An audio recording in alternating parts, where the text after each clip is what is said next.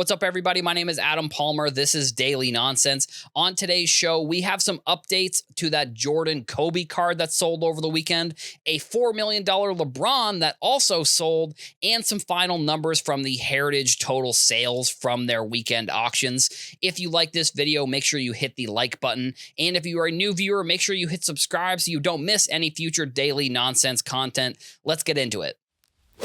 There was a $4.2 million LeBron Exquisite, number to 23, that sold literally the day before that Jordan card sold. And we're going to talk about that a little bit more and just the whole Heritage as an auction, Heritage auctions as a whole, because they have come out with more numbers and we're going to talk about that. But this $4 million LeBron, it's probably the nicest LeBron of any of the exquisites. It has a 9 grade and a 10 autograph, and it's one of the number 23s, obviously.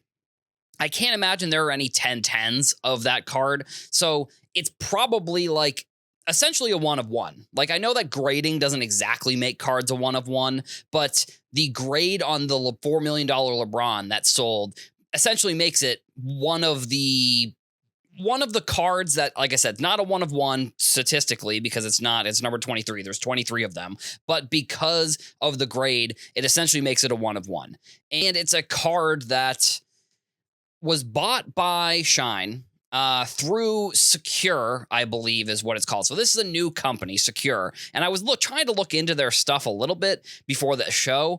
And you have to like request access to even go to their website, which I thought was kind of interesting. It's like a lending money, looks like a sports card collectibles type of lending platform, essentially. And through that is how this card was bought. And I think Shine was one of the people who is like a funder of the card and was buying the card. Now, to get into the Secure part of this, the company itself, not the word, but the company, they are also the purchasers of this 1 of 1 Jordan, the Jordan Kobe card, the $12 million, which we talked about yesterday.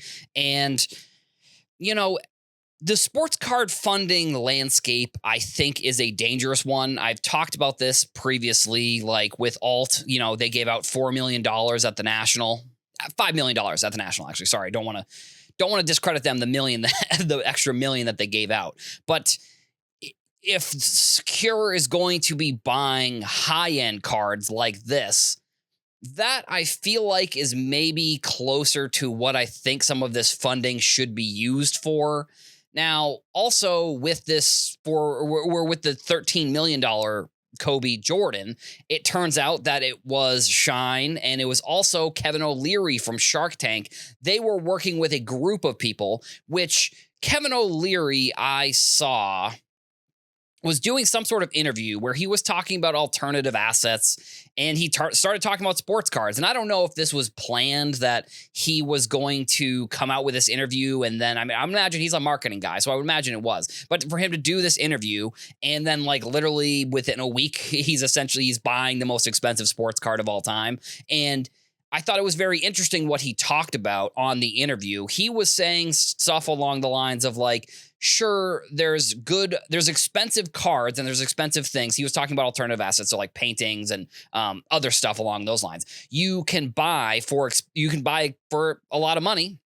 But really what you want to do is, instead of, and he uses paintings, for example, you don't want to buy like $2 million or a $3 million one. You want to go and buy like a Jackson Pollock, like the most expensive Jackson Pollock you can find. And those are the assets that are really going to be the ones that hold the value and potentially go up in value. Now, this card at $13 million, like, when would it ever sell again? I mean, I think it could never sell again. I think that's definitely a possibility. But I think with Kevin O'Leary being involved, I could see there being a sale of this card in a couple years. I know that I think he said that he wasn't planning on selling it anytime in his lifetime, because this is probably one of the best sports cards of all time.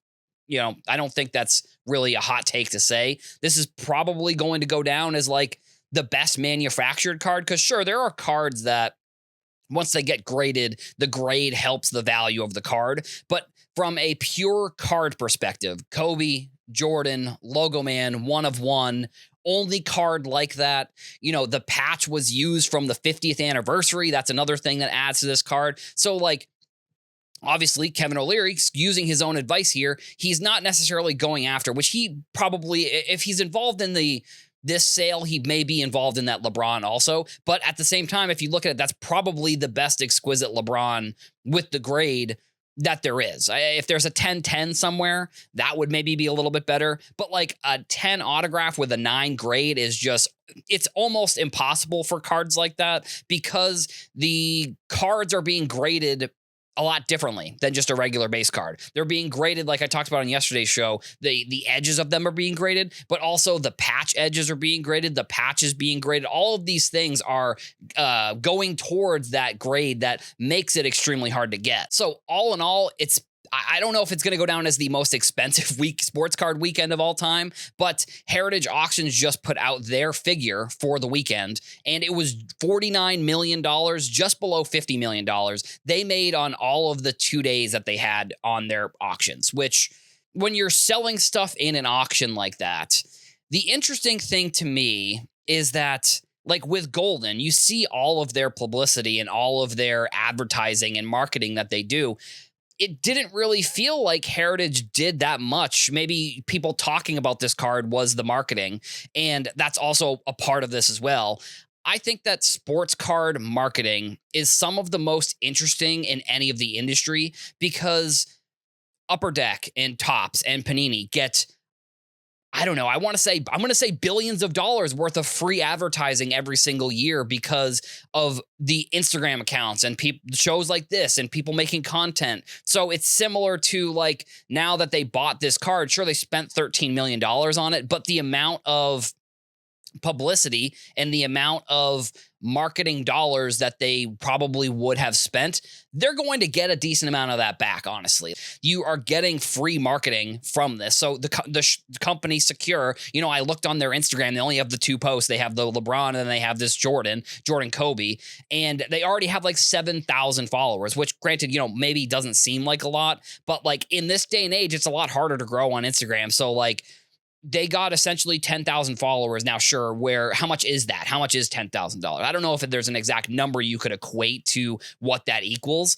but it equates to something. It equates to, now people know about this company. Like, that's also a positive of buying that card. Now, granted, like I said, $13 million and then almost $5 million, 4.5 on that LeBron. Does that equal what they are going to be making in their marketing? Probably not. It's not going to equal. It's not going to be 1-to-1 equal. But like, are they getting, potentially some of their money back from some sort of marketing thing here? Yeah, they are. And that's just, and that's, I think, very smart, and something I've always thought was an interesting tactic, an interesting way to move about in the sports card industry here. Because like I said, with all the Instagram accounts and people making content, Topps and Fanatics and Panini are getting so much money. Like I was saying, so they're getting so much money in free marketing and advertising that it's like they don't really even have to almost have a marketing team. Like, it's really kind of crazy. And so that like adds to it. It's kind of crazy that Topps and Fanatics do a lot of pretty good marketing here. But at the same time, I almost then wish that there was more of the money that they could have spent on marketing goes into the products. And maybe Fanatics and Topps are doing this, but like, it just feels like, with the amount of money they're getting essentially for free, they're getting free advertising from every single account, all of these people that are just talking about their product.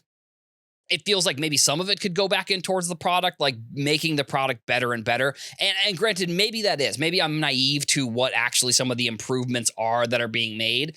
But I just think if you're getting that much free advertising, the people who are doing the advertising should see a little bit of a benefit here, and not like influencers and people being paid to do advertising. I'm talking about the customers and people they don't have a business. Their sports card account isn't a business. It's just so they can put their cards somewhere online. That's cool. And that's overall, these companies are getting a lot of free marketing, and, if they continue to go with what they're doing, they're just going to keep getting this free money and the free marketing from everybody posting about these cards. That's all we've got for today's episode. Make sure you leave a comment. Let us know what you thought about today's topics. And make sure you come back here to the Sports Card Nonsense YouTube channel every day for daily nonsense. Thank you all for watching, and I'll see you in the next one.